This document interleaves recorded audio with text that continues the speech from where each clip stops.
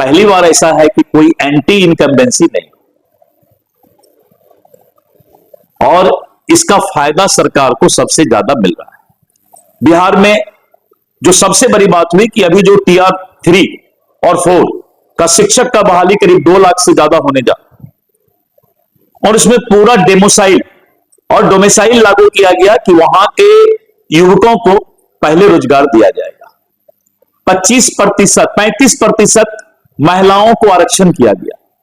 अब central services छोड़ के जितना भी जॉब है बिहार में 35%, चाहे वो डिप्टी कलेक्टर हो, चाहे वो बड़ा से बड़ा ऑफिसर हो, 35% महिला का आरक्षण उसमें रहेगा।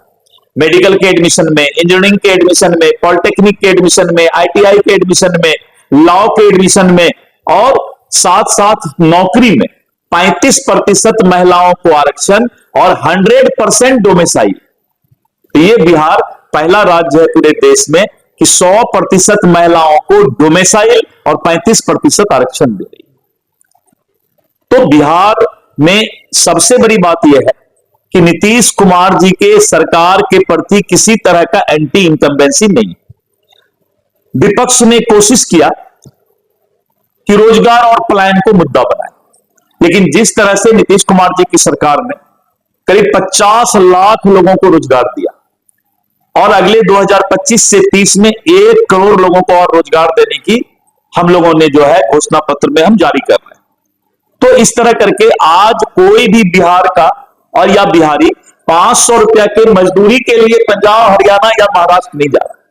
ये लालू जी के जमाने में पहले बिहारी कहलाना अपमान की बात होती थी। आपको ख्याल होगा जब झारखंड और बिहार एक साथ था और हम लोग जब हरियाणा जाते थे तो लोग बिहारी को अच्छे नजर से नहीं देखते थे, क्योंकि उन लोगों को लगता है कि बिहारी तो दिहाड़ी करने के लिए आया है। दिहाड़ी मतलब मजदूरी। बिहारी क्या करने आया है? दिहाड़ी करने आया है। आज पंजाब जाइए, आज हरियाणा जाइए, आज महाराष्ट्र जाइए, वहां के लोग बोलते हैं बिहार के लोगों को क्या हो गया, अब यहां मजदूरी करने नहीं आ रहा। उनका अब खेती करने वाला कोई नहीं, उनके यहां कोई जो है दिहाड़ी करने के लिए अब बिहारी नहीं जाता। अब आप कोई बिहारी या झारखंड के लोग कहीं जाते हैं तो अब वहां के प्रोफेशनल एक्सपर्ट बन के जाते हैं। तो ये बिहार के लिए सबसे बड़ी बात है कि आज वहां पर रोजगार है, पलायन रुक गया है, कोई मजदूरी के लिए बाहर नहीं जा रहा है और पूरा बिहार में खुशहाल ही खुशहाल है।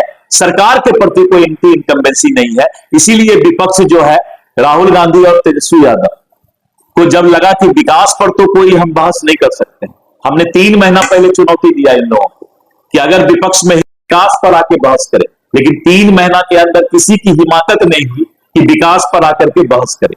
तब क्या है कि वोट चोरी का मामला, मतदाता प्रोडिक्शन पर विरोध, जिस मतदाता प्रोडिक्शन के बारे में सुप्रीम कोर्ट, इस देश की सर्वोच्च संवैधानिक संस्था, खुद मॉनिटरिंग कर रही है।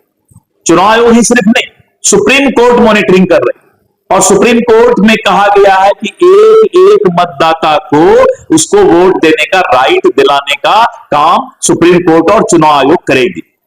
तो इन लोगों ने मतदाता प्रोडिक्शन पर यात्रा निकाल लिया। यात्रा का क्या हुआ? टायर पंचर हो गया, हवा निकल गया उसका। अब वो लोग जो है उसके कांग्रेस के और राजद के सिर्फ कैडर रोड पर आ रहे हैं, मतदाता में कोई कहीं पर भी जो है इसको लेकर के शिकायत नहीं है। तो इनका ये हवा निकल गया। आज तेजस्वी यादव और राहुल गांधी के मंच से नरेंद्र मोदी जी के मां को गाली बक दिया गया।